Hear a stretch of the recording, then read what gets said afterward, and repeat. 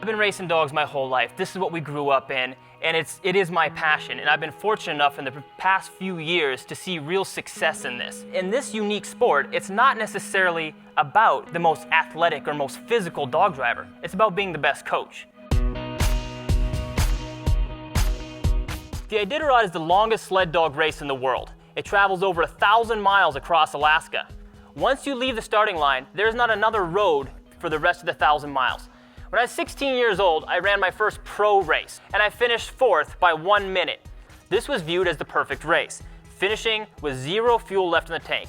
So the dogs that I was able to procure for that 2009 Iditarod were later kindly referred to as the scrubs. Every single dog on my team had failed in another kennel.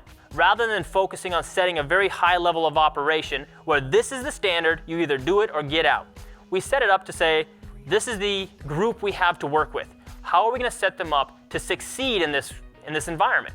And we ended up finishing the Iditarod in 6th place, which was phenomenal, honestly. What we realized was once we got on the Iditarod and raced at a sustainable pace the entire way, the dog team continued to build and excel. In 2012, we set off on our final chance to become the youngest person ever to win the Iditarod. The only problem came along about 300 miles into the Iditarod when our style was working so well that I was actually in the lead of the race at 300 miles to go rather than being in position to catch up with 300 miles to go. That had been our plan.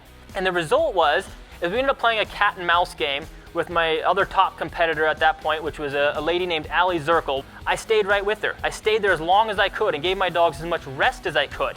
And then on the next run, we'd outrun her by 5 minutes more, and then 10 minutes more. And we kept reinvesting that energy and that effort the dogs gave me into rest. We finally crossed the finish line, became victorious, and accomplished our goal of becoming the youngest person to ever win the Iditarod.